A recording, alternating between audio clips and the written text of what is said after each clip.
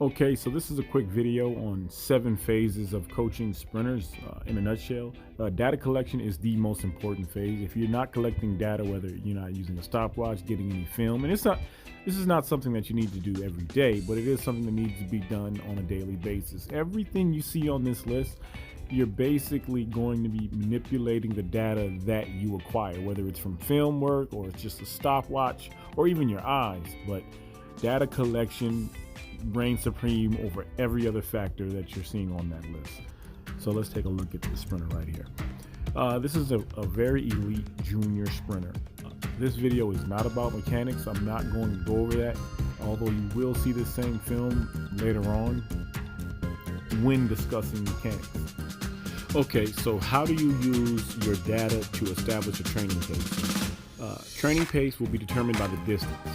So you'll use data from, say, the first half of a race or the second half of a race or the middle of a race for the pace of the distance that you want to work on. For example, if I have athletes doing 200-meter reps, I don't want to give them a pace based on 10-meter splits that I averaged for a 35-meter speed day. I want to average out 10-meter splits for a distance that's much closer to 200 meters. This data that I'm getting on this particular athlete is going to be used for speed work. I'm seeing how fast she is every 5 to 10 meters. I add those up and then I divide them by the amount of phases. That gives me an average of speed over that distance. Okay, here's a visual representation of what I'm talking about. I've taken all of her fastest phases from each 5-meter section and I've added them together. That gives me 4.29. Now I divide that by 35 meters and that gives me 0.1225 meters per second.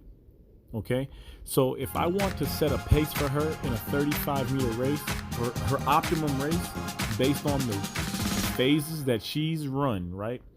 The fastest phase she's hit is like 0.57. The slowest one is like 0.71. So if I just take the fastest phases, the fastest phase of her recorded 5 meters and 10, 15, all the way up to 35. The fastest ones gives me 429.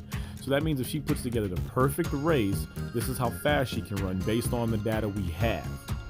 I take that number, that 0.122, multiply it by 10, that gives me a 10-meter phase. Now I know what to expect from this athlete at short end speed. For short end speed work, like 70 meters, 60 meters and shorter, she should be running 10-meter phases at approximately 1.22 seconds.